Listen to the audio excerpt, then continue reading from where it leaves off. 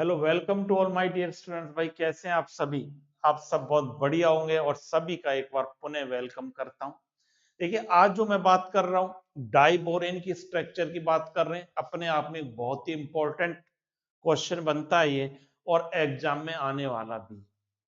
आरआरबीएम university के exam, जो राजऋषि भर्तृ मत्स्य university के एग्जाम थर्ड सेम का जल्दी होने वाला है। और ये आप पढ़ के चले जाना, चाहे फर्स्ट सेम हो चाहे थर्ड सेम हो, दोनों में चल रहा है मत्स्य यूनिवर्सिटी में। अदर यूनिवर्सिटीज में जिस भी सेमेस्टर में चल रहा है, अपने आप में एक बहुत ही इंपॉर्टेंट क्वेश्चन बनता है। तो भाई ये अपने आप में इंपॉर्टेंट कंपाउंड है और इसे हमें पढ़ना जरूरी हो जाता है। अब जब पढ़ना जरूरी हो जाता है तो इसको आज हम समझ लें, जिससे एग्जाम में हम इसको लिख पाए बढ़िया ढंग से। अब देखिए, डाइबोरेन है क्या, पहले इसको समझ लें कि स्ट्रक्चर ऑफ डाइबोरेन कैसे बनती है। डाइबोरेन की स्ट्रक्चर, इसका फॉर्मूला आप देख रहे हैं, क्या है फॉर्मूला? B2S6। B2S6 होता है, मतलब ये बोरोन का हाइड्राइड है, हाइड्रोजन इसमें अटैच है। डेट मीन्स ये क्या है? बोरोन का सिंपलेस्ट हाइड्राइड कहलाता है। सिंपलेस्ट हाइड्राइड कहलाता है क्योंकि हाइड्रोजन जुड़ी हुई है इसमें। अब यही बात यहाँ पर लिखी हुई है, इस बात को भी समझ लें एक बार, कि diborane is the simplest boron hydride and so abnormal और अनयूजुअल बॉन्डिंग। अनयूजुअल बॉन्डिंग इसमें प्रेजेंट रहती है ड्यू टू अनयूजुअल। अब क्यों रहता है? प्रश्न ये बन जाता है कि सर ये अनयूजुअल क्यों रहता है, यूजुअल क्यों नहीं रहती bonding? Due two electron deficiency. इसमें इलेक्ट्रॉन की क्या रहती है? कमी रहती है। ये बात क्लियर है? तो यही बात हिंदी में लिखी हुई है कि डाइबोरेन बोरेन का सबसे सरलतम हाइड्राइड है तथा इलेक्ट्रॉन अल्पता के कारण इसमें असामान्य बंधन पाया जाता है। इलेक्ट्रॉन अल्पता कैसे होती है, डेफिशिएंसी क्या क्या होती है, और कितने इलेक्ट्रॉन की होती है, इस बात को भी अभी हम सीखेंगे। पहले इसको आप नोट कर लें फटाफट, तब अगली बात हम करते हैं। अब देखिए यहाँ पर इसकी हम बात करें, मॉलिक्यूलर फॉर्मूला B2S6 है। डाइबोरेन का मॉलिक्यूलर फॉर्मूला क्या है? B2S6। यही तो रहता है B2H6। ये हम कहते हैं बोरोन का हाइड्राइड कहते हैं, डाइबोरेन कहते हैं। बोरोन के एटम आपको कितने दिखाई दे रहे हैं भाई? इसमें दो दिखाई दे रहे हैं, सब तो दो हो गए। हाइड्रोजन एटम कितने? 6 है। इलेक्ट्रॉन डेफिशिएंट मॉलिक्यूल है। इलेक्ट्रॉन डेफिशिएंट कैसे है? इसमें टोटल इलेक्ट्रॉन की जब हम बात करें, इलेक्ट्रॉन की यदि हम बात करेंगे यहां पर, देखिए ये बात करते हैं। देखिए, अब देखिए इलेक्ट्रॉन डेफिशिएंट कैसे हैं, इस बात को भी समझ लें। अब इसे दो बोरोन एटम है, देखो B2S6 को आप इस प्रकार से भी लिख सकते हो 2BH3। इस प्रकार से भी हम लिख सकते हैं 2BH3 लिख सकते हैं, बिल्कुल लिख सकते हैं सर 2BH3। अब यहां पर जो 2BH3 है, अब एक बोरोन के पास कितने परमाणु हैं? एक बोरोन के पास जो है कितने इलेक्ट्रॉन यहाँ पर प्रेजेंट हैं? एक बोरोन के पास कितने होते हैं भाई? अगर मैं वैलेंस शेल की बात करूं, वैलेंस शेल में इसके पास कितने इलेक्ट्रॉन है? बोरोन का एटॉमिक नंबर कितना होता है आपको पता है? बोरोन का एटॉमिक नंबर सर B5 होता है। तो इसके क्या होगा इलेक्ट्रॉनिक कॉन्फ़िगरेशन? 1s2 2s2 और 2p1, ये होगा। बैलेंस सेल में, जो बैलेंस सेल है संयोजी कोष, इसमें कितने इलेक्ट्रॉन है? देखिए बैलेंस सेल में क्या लिख दिया? 2p1। बैलेंस सेल में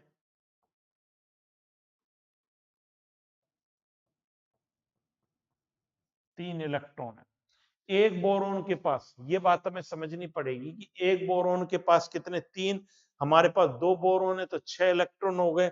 और एक बोरोन के पास 3 हाइड्रोजन प्लस 3 हाइड्रोजन। 3 हाइड्रोजन के पास भाई कितने इलेक्ट्रॉन होंगे सर? 3 होंगे।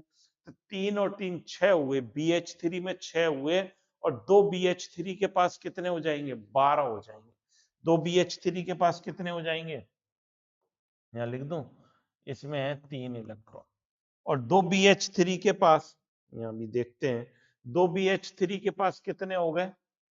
मतलब टोटल हो गए 3 + 3, 3 + 3 6 इलेक्ट्रॉन, एक भी 2BH3 के पास हो गए 2 गुणा 6 इज इक्वल टू 12 इलेक्ट्रॉन यहां पर आपको दिखाई देंगे। कितने इलेक्ट्रॉन होने हैं इसमें? 12। अब यही बात में यहां देख लें, यही बात लिखी हुई है, each boron atom has 3 valence electron. अभी जो हमने बात करी थी कि 3 वैलेंस इलेक्ट्रॉन होते हैं, प्रत्येक बोरोन परमाणु के पास 3 संयोजक इलेक्ट्रॉन रहते हैं। कैसे रहते हैं? वो नॉर्मल बॉन्डिंग में 6BH बॉन्ड है भाई, ऐसे ही तो लिखा है, ये बोरोन है B2H6। इसमें क्या है, यदि नॉर्मल स्ट्रक्चर की हम बात करें तो ऐसे BBHHH,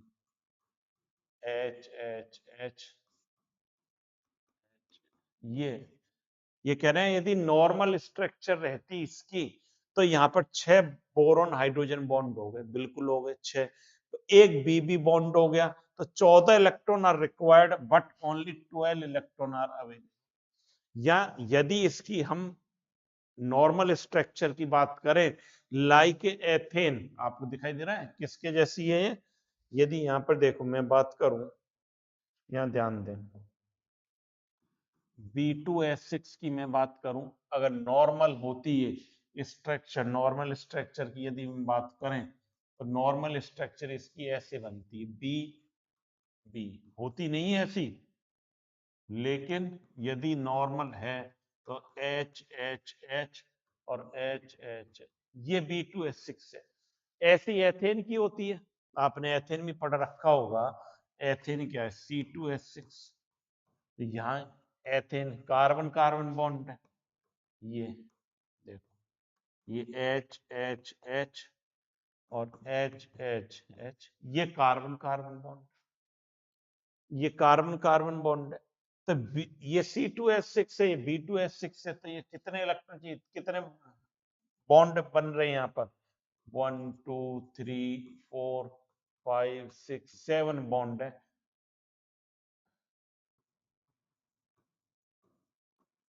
7 बॉन्ड के लिए 14 इलेक्ट्रॉन होने चाहिए, ये होने चाहिए। यदि हम नॉर्मल की बात करें, इस बात को ध्यान से समझें, यदि नॉर्मल स्ट्रक्चर होती तो 7 बॉन्ड बन रहे हैं और 14 इलेक्ट्रॉन यहाँ पर होने चाहिए, लेकिन है कितने इसके पास? है कितने? 12 इलेक्ट्रॉन ही रखता है ये, तो इलेक्ट्रॉन डेफिशिएंट हो गया। इसका मतलब क्या हो गया? इलेक्ट्रॉन डेफिशिएंट हो गया भाई, ये तो इलेक्ट्रॉन की कमी है। अब यही बात इसकी समझें, बोरॉन B2S6 बोरॉन का हाइड्राइड होता है, सिंपलेस्ट हाइड्राइड है। और इसमें जो है देखिए क्या है, सरलतम बोरोन हाइड्राइड है और इलेक्ट्रॉन अल्पता के कारण इसमें असामान्य बंधन पाया जाता है। पहली बात तो ये हमने सीखी। दूसरी बात क्या सीखी कि इसका फॉर्मूला क्या है, सूत्र क्या है? B2S6 होता है, ये रहा। 2 बोरोन एटम दिखाई दे रहे हैं सभी को, और हाइड्रोजन कितने दिखाई दे रहे हैं? हाइड्रोजन 6 दिखाई देते हैं सर। और नेचर कैसी है? इलेक्ट्रॉन डेफिशिएंट है, मॉलिक्यूल है और नॉन प्लेनर है।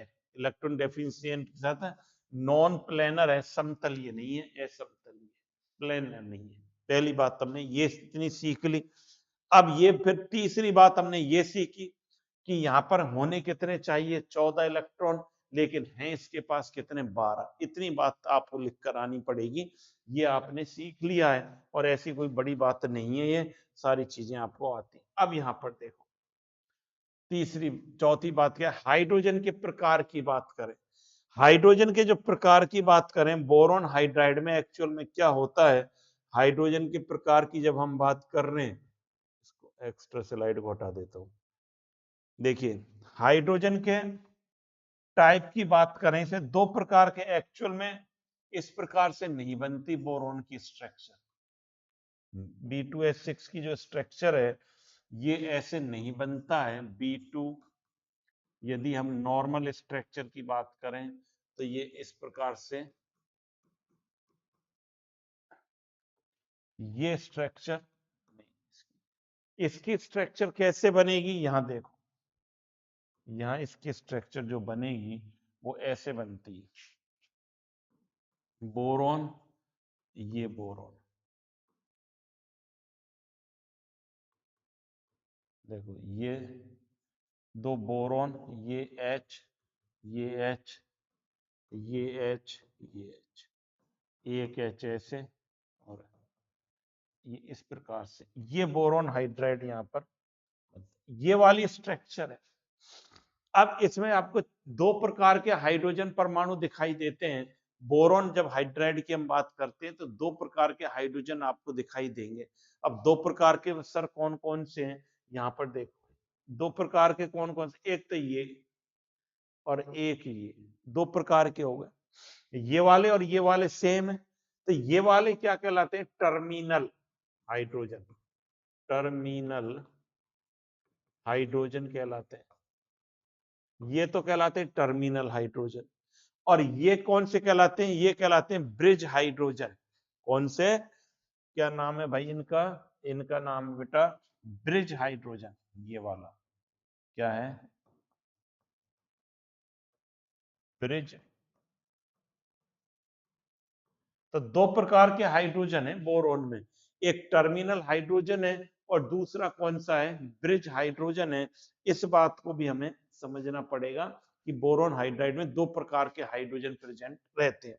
इतनी बात समझ ली। अब यहाँ पर समझिए जो बात हम कर रहे थे, अब यहां से देखिए, देखिए टर्मिनल हाइड्रोजन, हाइड्रोजन के प्रकार मैंने अभी आपको बताए थे, दो प्रकार के हैं यहाँ पर हाइड्रोजन, दो प्रकार के हैं। टर्मिनल हाइड्रोजन है डायरेक्टली बॉन्डेड टू बोरॉन और form normal covalent bond 2C2E। ये जो ये भी समझना, अभी 2C2E बॉन्ड रहता है। टू सेंटर्ड टू इलेक्ट्रॉन, इसका मतलब क्या है, टू सेंटर दो केंद्रीय दो इलेक्ट्रॉन।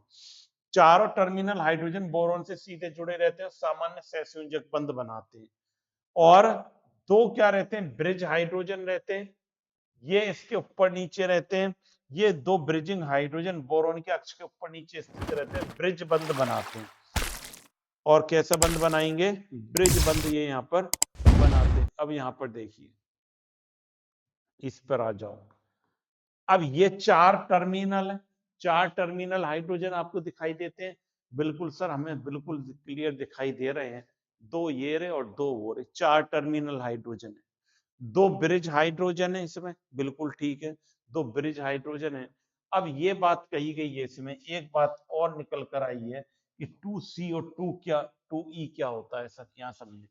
देखो मैंने ये बनाया बोरॉन और ये दो, यहाँ पर एक हाइड्रोजन, यहाँ पर दो है, ये भी H और H, ये ब्रिज से जुड़ा हुआ है, H H, ये H, ये इस प्रकार से। ये जो टर्मिनल हाइड्रोजन है ये डायरेक्टली बॉन्डेड है, दो ये रे बोरॉन के साथ। बात बिल्कुल क्लियर है, समझ में आ रही होगी। अब हम कह रहे हैं कि ये जो बॉन्ड है ये क्या है, 2C2E बॉन्ड है। 2C2E का मतलब क्या है, इस बॉन्ड, चाहे इन चारों बॉन्डों की बात कर लें आप, इसका मतलब क्या है, टू सेंटर्ड टू इलेक्ट्रॉन। ये क्या बीमारी होती है इसको समझें।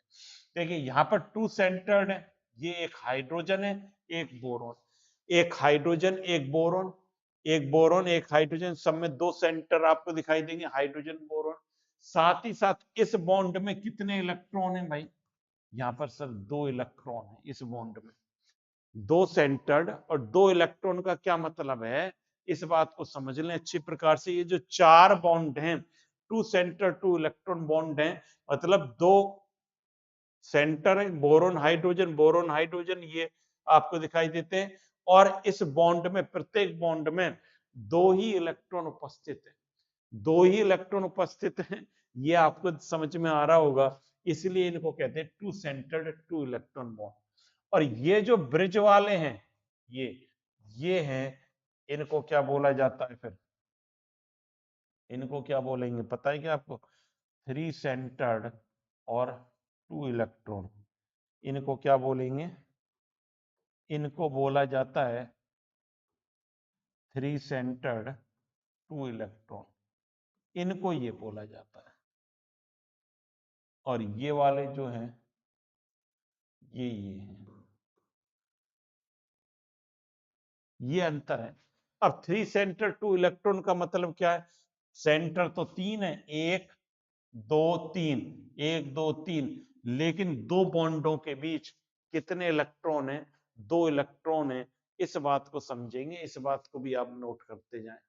इस बात को भी समझेंगे कि दो 3 सेंटर 2 इलेक्ट्रॉन कैसे है, ये यहां पर समझने की कोशिश करेंगे।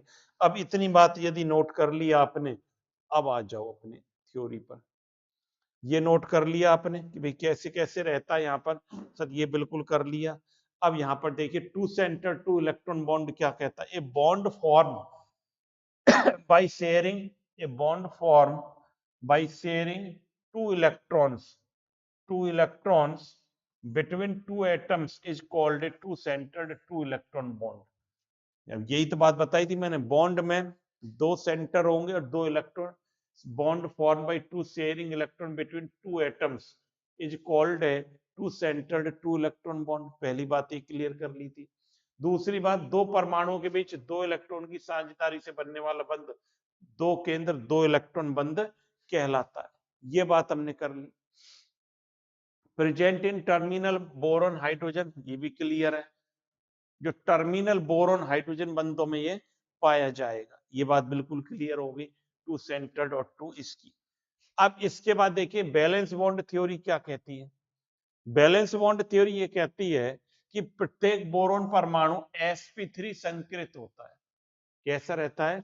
sp3 संकृत रहता है। और अब देखिए यहां पर इसको भी समझ लेते हैं पहले कि sp3 संकृत सर कैसे रहता है, इसको समझो। यहां पर देखिए ये मैंने लिखा B2S6 और इसको मैं क्या लिख सकता हूं? 2BH3, ऐसे लिख सकता हूं। बिल्कुल लिख सकते हो सर। अब इसमें जो बोरोन परमाणु है, बोरोन क्या होता है? 5 होता है। इलेक्ट्रॉनिक कन्फिग्रेशन लिखूं 1s2 2s2 और 2p1। टोटल इलेक्ट्रॉन यहां पर कितने हैं? तो 3 इलेक्ट्रॉन बैलेंस सेल में। तो ग्राउंड स्टेट में इसकी क्या पोजीशन बनेगी? यहां देखो ग्राउंड स्टेट में कैसे है?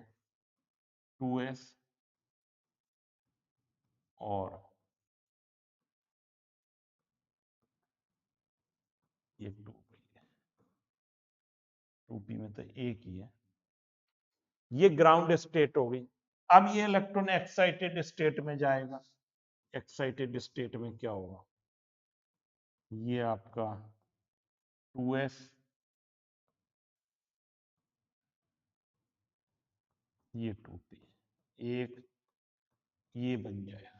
देखो ये s, इसको भाई समझ लेना बढ़िया ढंग से, ये s और 3p मिलकर क्या बनाएंगे सर? sp3 संकरण होगा। कौन सा संकरण होगा? sp3 संकरण होगा। इस बात को समझना। यहाँ पर sp3 हाइब्रिडाइजेशन कैसे होगा बोरोन का, ये मैंने आपको बताया है कि बोरोन का एक s और 3p आपस में मिलकर 4 sp3 संकृत कक्षक बनाएंगे। क्या बनाएंगे? कितने sp3 बनाएंगे सर? 4 बनाएंगे। 4 sp3 बनाते हैं। अब 4 sp3 में, जिसमें आप देख रहे हो एक में एक इलेक्ट्रॉन है, एक में इसमें, 3 में तो एक एक इलेक्ट्रॉन है और एक वैकेंट है। इधर लिख लें चाहे 4 sp3 ऑर्बिटल फॉर्म, पहली बात। दूसरी बात, इन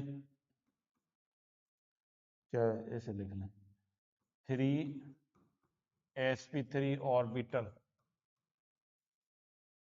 कंटेन या हैज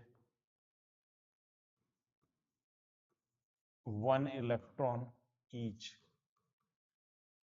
और 1 sp3 इज वैकेंट। एक खाली रहता है, एक रिक्त, 3 में एक एक इलेक्ट्रॉन उपस्थित होते हैं। देखो भाई बात समझ में आ रही है क्या नहीं? एक खाली रहता है और 3 में क्या रहते हैं? एक एक इलेक्ट्रॉन आपके उपस्थित रहते हैं। ये बात समझ में आ गई होगी। अब देखो मैं इसको रिप्रेजेंटेशन करता हूं इसका यहीं पर। देखो मैंने ये बोरोन बनाया, 2 बोरोन बना लिए। इसमें क्या है, 4 sp3 है। 4 sp3 में से 2 तो sp3 हाइड्रोजन के साथ बॉन्ड बना लेते हैं टर्मिनल। ये sp3 है, ये भी sp3 है, और ये भी H बन गया, ये तो sp3 बना लिए 4, ये बन गए। इसके बाद अपने पास कितने थे, 4 sp3 थे, 2 तो ये आ गए और 2 और रह गए। एक में 1 इलेक्ट्रॉन है और एक जो है वो क्या है, एक जो है अपने पास वैकेंट है। यही पोजीशन यहां पर है।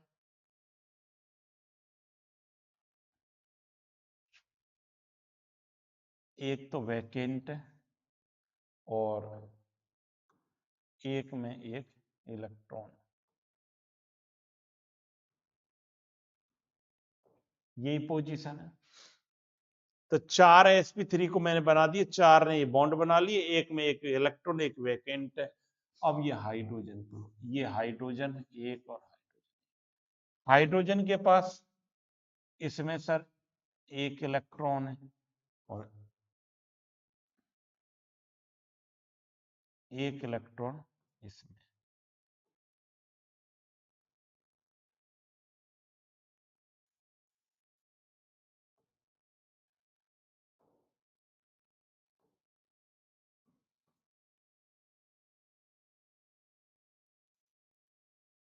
ये वैकेंट ऐसे, ये बात क्लियर है।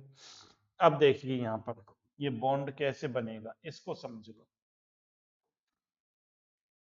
इसका बोरोन का 1 इलेक्ट्रॉन ये आ गया और एक ये हाइड्रोजन का इलेक्ट्रॉन, एक हाइड्रोजन का और एक बोरोन का, और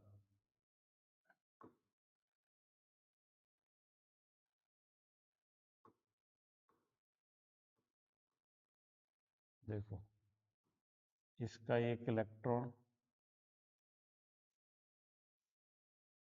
लंबाई चली जाती है,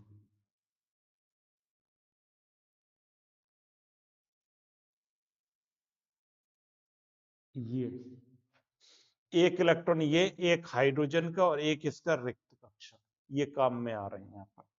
यहाँ पर देखो क्या क्या काम में आ रहा है, समझ लो। एक ये इलेक्ट्रॉन, एक ये इलेक्ट्रॉन और एक इसका रिक्त कक्षक। यहाँ क्या आ रहा है, इसका एक रिक्त, बिल्कुल, एक ये इलेक्ट्रॉन और एक इसका। इसमें भी सिमिलर पोजीशन आ रही है ना, यहाँ पर आपको क्लियर बात समझ में। तो यहाँ पर क्या है, देखो 1 2 3, 3 तो सेंटर है, क्या है, 3 तो सेंटर है, आपको दिखाई दे रहे होंगे 1 2 और एक भी इसका 3, ये 3 तो सेंटर हो गए, तो 3 सेंटर। इसमें इलेक्ट्रॉन टोटल कितने आए सर, 2 इलेक्ट्रॉन। इसमें यहाँ पर 2 इलेक्ट्रॉन और 3 सेंटर इसलिए बोलते हैं। सेम पोजीशन यहाँ पर है, सेंटर एक बोरॉन, एक हाइड्रोजन, एक बोरॉन। यहाँ भी कितने, 3 सेंटर और 2 इलेक्ट्रॉन है। ये इस प्रकार से है, 3 सेंटर और 2 इलेक्ट्रॉन की कहानी ये इस प्रकार से बनाई जाती है कि सेंटर तो 3 है, इसमें बात आनी चाहिए समझ में भाई, बोरॉन का, हाइड्रोजन का, बोरॉन का, लेकिन बोरॉन के 4 sp3 में से एक रिक्त वाला लिया है मैंने, वैकेंट लिया है। इसमें 3 सेंटर और 2 इलेक्ट्रॉन काम में आते हैं। ये भी आप नोट करते जाएं साथ ही साथ, इतना आप नोट कर लें, अभी और भी देखनी है कई चीजें। ये हमने बात कर ली। अब यहां पर देखो, यही बात यहां पर लिख रही है, क्या लिख रही है कि sp3 संकरित होता है, अभी हमने देखा, और 2 sp3 कक्षक टर्मिनल हाइड्रोजन के 1s कक्षक से मिलकर सामान्य BH बंध बनाते हैं। ये भी आपने देखा कि हाइड्रोजन के 1s कक्षक के साथ सामान्य टर्मिनल वाले दो दो ही तो बना रहे हैं, बिल्कुल सर, दो दो ही बना रहे हैं। तो 2 सामान्य टर्मिनल हाइड्रोजन बॉन्ड बनते हैं। The remaining sp3 orbital of 2 boron atoms and 1s orbital of a bridge hydrogen overlap to form a 3 centred 2 electron bond. शेष sp3 कक्षक तथा ब्रिजिंग हाइड्रोजन का 1 शेष sp3 कक्षक ब्रिजिंग हाइड्रोजन का 1s कक्षक मिलकर 3 centred 2 electron बंध बनाते हैं, जो भी आपने देखा था। दो तो ब्रिज वाले हो गए, दो तो ब्रिज में बन रहे हैं, हाइड्रोजन काम में आ रहे हैं, 4 टर्मिनल आ रहे हैं। यही तो हम बात कर रहे हैं। यहाँ पर देखिए, ये देखो 4 टर्मिनल, इसका sp3, इसका 1s क्या है, ये ऐसे है sp3 और s, ये बॉन्ड भी क्या है sp3s है, और ये बॉन्ड क्या है sp3s, ये भी क्या है, इसको यहां लिख देता हूं,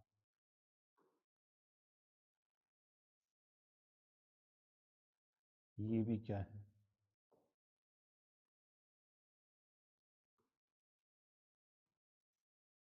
ये भी क्या है sp3s बॉन्ड है। तो ये तो ऐसे, और इसमें एक बोरॉन और हाइड्रोजन का काम में आ रहा है। तो ये बात हमने सीख ली, यहाँ पर ये बढ़िया ढंग से सारी चीजें सीख ली। अब दूसरी बात क्या कह रहे हैं, 3 सेंटर्ड 2 इलेक्ट्रॉन सिस्टम क्या कहता है। ये देखिए 3 सेंटर्ड 2 इलेक्ट्रॉन बनाना बॉन्ड जिसको बोला जाता है, एग्जाम में बनाना बॉन्ड के नाम से भी आता है। क्या आता है, बनाना बॉन्ड, बनाना जैसी स्ट्रक्चर बनेगी, अभी देखेंगे कैसी बनेगी। 3 परमाणु के बीच 2 इलेक्ट्रॉनों की 3 तो परमाणु, 2 बोरॉन 1 हाइड्रोजन, 2 इलेक्ट्रॉन की साझेदारी से बनने वाला बंध 3 सेंटर 2 इलेक्ट्रॉन बंध कहलाता है। Present in BHB bridge bond, और इन्हें बनाना बॉन्ड भी कहते हैं, इसे बनाना बॉन्ड भी बोला जाता है। अब बनाना बॉन्ड बनेगा कैसे, उसको भी समझना है। ये तो आपने नॉन प्लेनर होती है, समतलीय नहीं, ब्रिज लंबे, ब्रिज बंध लंबे कमजोर होते हैं, ये तो आपने पढ़ रखा, ये तो कोई विशेष बात नहीं है। स्ट्रक्चर इसकी इंपॉर्टेंट है, इसकी कैसे बनेगी इसको समझे। देखो बोरोन है, ये सब बोरोन है, इसके 2 तो टर्मिनल sp3 से ये हाइड्रोजन जुड़ गया, लो जोड़ दो, ये सर हाइड्रोजन जोड़ दिया, और 2 जो है sp3 ये आ गए, 2 sp3 ये आ गए निकल कर। दोबारा बनाते हैं इसको, बढ़िया ढंग से दोबारा बनाते हैं। देखो एक बोरॉन, ये H और ये H, और ये एक sp3, ये sp3, यही तो है। यहाँ पर एक इलेक्ट्रॉन है, एक इसमें, 2 इलेक्ट्रॉन है, 4 sp3 थे, तो ये दो ने तो ये बना लिया, दो ने तो ये वाला बॉन्ड बना लिया sp3s। इसी प्रकार दूसरी बोरोन को लिख लो, लो सर इसके भी H और H लिख दिए, और यहां भी क्या कर दूं, एक sp3 एक sp3, इसमें भी क्या है,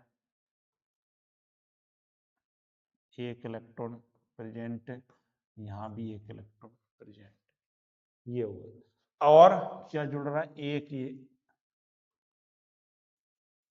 हाइड्रोजन, कहाँ गया भाई, ये लो, ये हाइड्रोजन ब्रिजिंग, और ये हाइड्रोजन, इस प्रकार से स्ट्रक्चर रहती है। अब ये बॉन्ड बनाना लाइक स्ट्रक्चर बन जाती है, कैसे बन जाती है इसको समझिए। देखो बनाना कैसे बनेगी, BH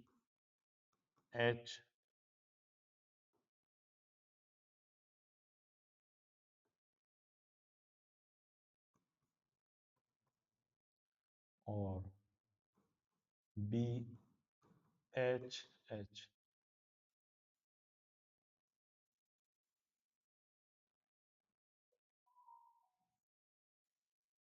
ये बनाना लाइक स्ट्रक्चर बन जाती है, ये बनाना स्ट्रक्चर कहलाती है।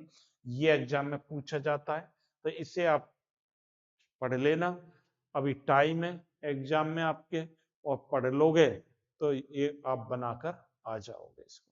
ये बनाना लाइक स्ट्रक्चर है इसकी, और ये आपने समझ भी ली होगी कि 3 सेंटर और 2 सेंटर का क्या मतलब, और क्या लिखा हुआ है।